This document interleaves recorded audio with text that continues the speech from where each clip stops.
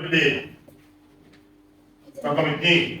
إذا كان سعر فستان 110 جنيه بعد الخصم قال لي ثمن فستان ثمنه 810 بس بعد الخصم. هو قال لي ايه؟ قال لي الفستان ده ثمنه كام؟ 810. خلي بالك اهو 810 دول قال لك بعد الخصم. ماشي. وقال لك ايه بقى؟ فإذا كانت النسبة خصم 10%. بيقول لي نسبة الخصم 10%. قول لي يا جميل لما تكون نسبة الخصم 10% يعني ايه؟ يعني لو الحاجة 100 هتكون 10 برافو عليك. بص الراجل ده قال ايه؟ الخصم 10%. يعني لو الثمن 100 هو قال هيخصم 10 يبقى يبيع بكام؟ ب 90. طيب شايف ال 810 دول؟ ال 810 دول اكتبهم تحت مين في دول؟ قال لك ال 810 بعد الخصم. مين في دول اللي بعد الخصم؟ ليه؟ ده يبقى تحط ال 810 دول بعد الخصم. خلي بالك اوعى تحط رقم مش بتاعه. يبقى مصدر 810 دول بعد الخصم. مصدر ده انت كاتب البيع.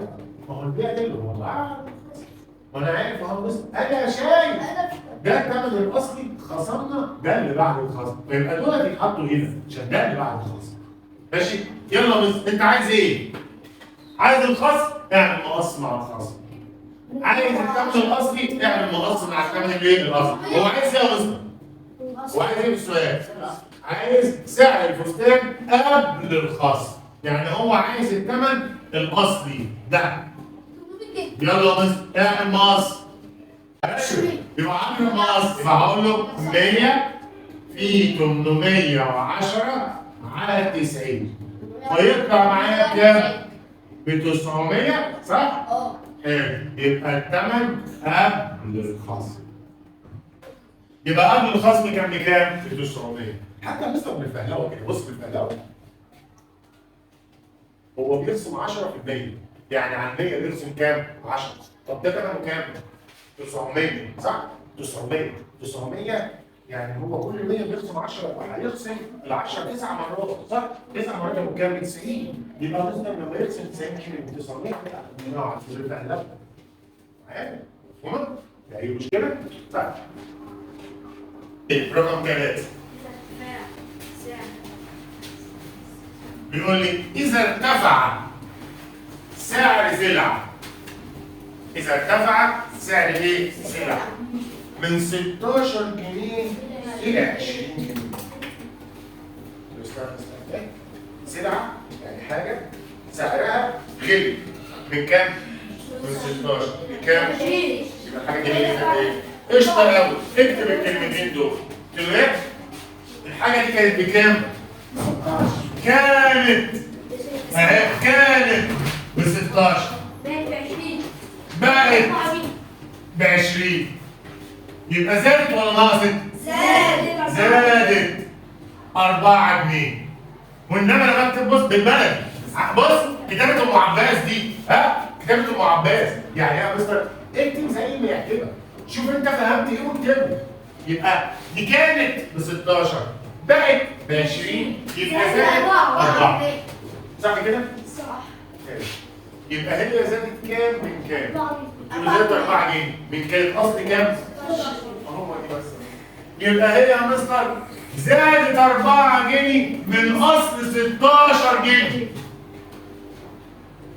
ايه ده؟ ما هو عايز نسبة الايه؟ الزيادة. عايز نسبة الايه؟ الزيادة. قلنا يا مستر نسبة الزيادة ما هي زادت كام؟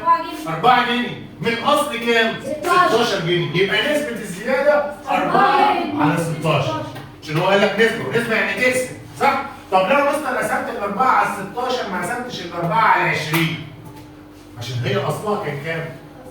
اصلها كان 16 ولا اصلها كان 20؟ 16. يبقى هي زادت الاربعه منين؟ من اصلها اللي كان 16 ما كانش 20.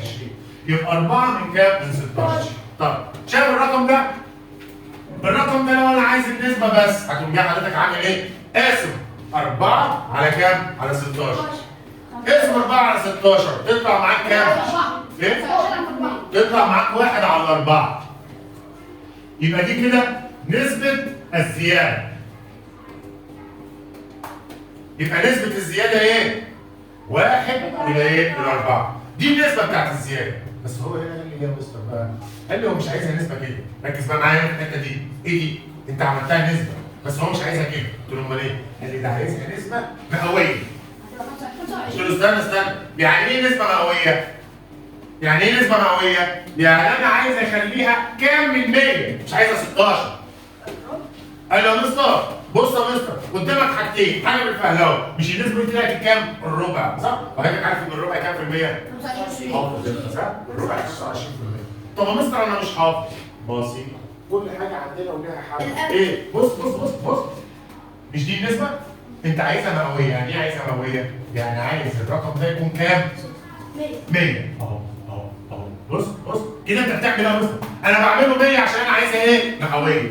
طب انا عايز الرقم ده خلاص يا مستر تضرب في الايه؟ المقص. قول لي يلا يا مستر هتضرب مين في مين؟ 4 في 100 على 16. هتقول لي يلا 4 في 100 على 16 يطلع 25. يبقى الرقم ده 5 وايه؟ 20. تبقى النسبة 25%.